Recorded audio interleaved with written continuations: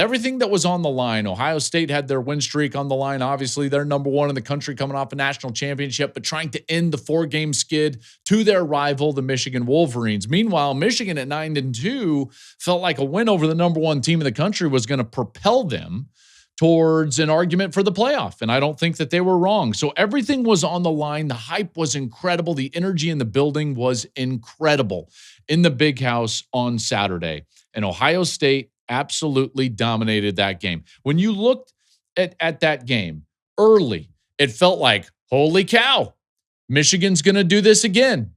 In the first basically 5.5 minutes, really like it was 5 minutes and 18 seconds of game time, we had Michigan hold the football for 5:03, get a pick, and kick 2 field goals, and they were up 6-0. And Ohio State was sitting over there. They had only run, 2-3 offensive snaps. They had held the ball for 16 seconds, something around there of game time. And they're down 6-0. And you get the sense of like, is it going to happen again? Is this going to be 5 in a row? That's the feeling in the stadium at that point. And from that moment, the rest of the game, Ohio State dominated. Totally dominated the game in every single facet. Every single facet. From that moment forward, here was the time of possession. This is wild. 39:46 to 14:56. Basically, 40 minutes of time of possession in the game after the first 5 minutes of the game. That is wild, and it's totally dominant. They dominated on the line of scrimmage. They could throw the football. They were running the football. The defense adjusted after a couple of quality series from Michigan early in that game and totally shut down that offense. And it was a completely dominant performance. I thought Michigan had a great plan early. They were trying to run on the edges, and they were able to do so. Jordan Marshall, when he was healthy before he left the game, kind of re-aggravating that shoulder injury, he was dynamic. He was getting the ball down there. They get a couple of red zone possessions, but then have to settle for field goals. And then after that, it was a wrap. It was a wrap. Ohio State's defense adjusted. They played some different fronts, started getting after it with their defensive line, and Michigan had no shot offensively in that game. Ohio State held Michigan to no touchdowns, 162 total yards, and a bunch of those yards were in, that first quarter. That was impressive. And yet we knew that Ohio State was going to be really good on defense. We've known that the entire year. They've been putting up numbers that only some of the best defenses in the history of college football have put up. So we knew that the defense was going to be good. What we didn't know, maybe, what we didn't know about Ohio State is what would the offense be like? One, with their wide receivers coming back. Two, if their quarterback faced any adversity. And three, could they really run the football and control the line of scrimmage against a team that has dominated them at the line of scrimmage the last 4 years? And they did all three of those things. The wide receivers were fine. Julian Sayin faced adversity after that early interception, and he came back and was sensational in that football game. I tell you, his total numbers, 19 of 26 for 233 and 3 touchdowns, but that interception, I thought it was the way that they happened. You're seeing the controversial touchdown from Jeremiah Smith on the screen if you're watching YouTube right now. Listen, I will give you this, and I know Michigan fans, you're going to want me to say this, and I believe it to be true. That should have been a fumble, touchback, Michigan ball. I don't know if that changes the outcome of the game because Michigan was totally dominated after the first 5 minutes of the game.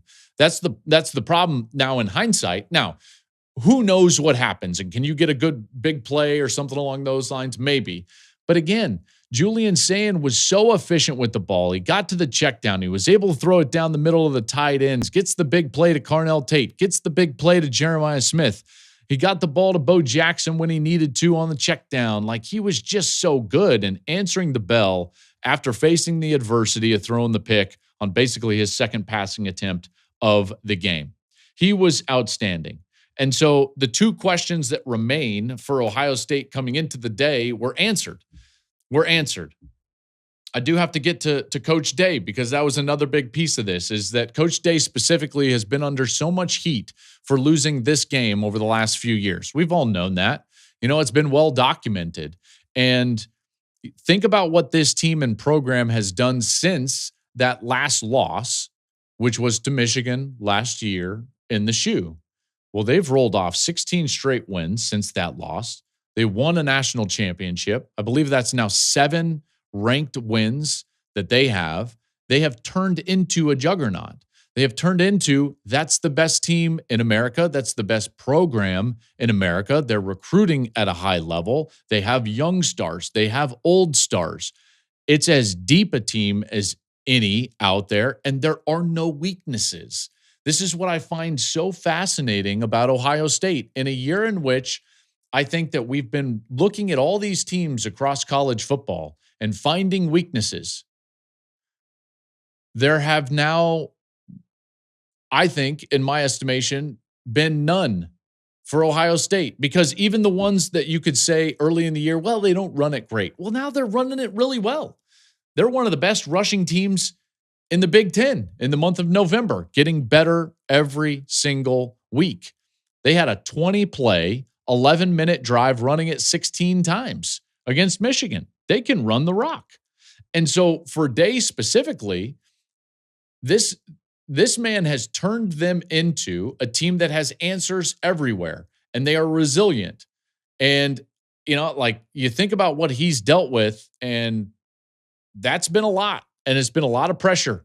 And he's very candid in saying he's got one job at Ohio State, and that job is to win every single game. And that's a tremendous amount of pressure. And specifically that game, he needed to win that game, and he did. And they won it on their terms. And in that 20-play drive, they basically just said, hey, we're going to have a Michigan-style drive right down your throat. And they did it.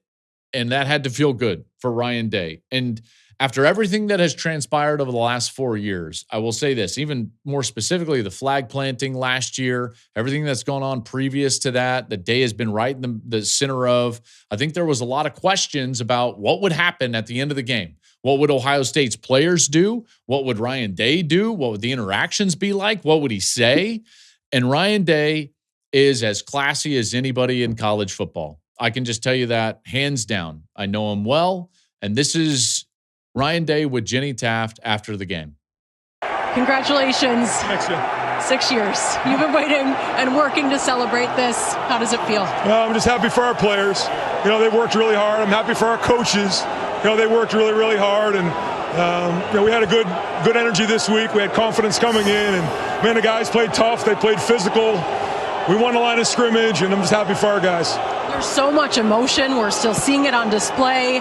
What will it mean to you, to your family, and to your fan base to celebrate in Ohio tonight? Well, we're gonna win with humility, and I'm just happy for a lot of people right now. I can't name them all, but it means a lot. Man, there was a lot of things he could have said, and he chose to take the high road. I admire him for that. I really do.